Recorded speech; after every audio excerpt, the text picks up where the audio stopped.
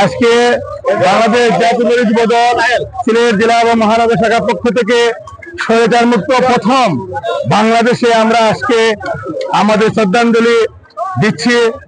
মহান বিজয় দিবস উপলক্ষে দীর্ঘদিন এই স্বৈরাচার ক্ষমতায় থাকায় আমরা জাতীয় পরিবারের নেতা কর্মীরা শহীদ মিনারে এসে আমাদের শ্রদ্ধাঞ্জলি জানাতে পারি নাই। আমাদেরকে গ্রেফতার এবং নির্যাতন করা হয়েছিল।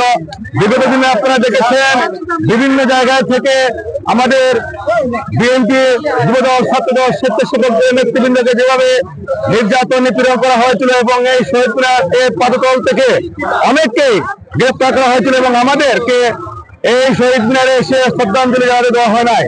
আমরা মহান রব্বুল আলামিনের কাছে শুকরিয়া আদায় করে ছাত্র জনতার আন্দোলনের মাধ্যমে এই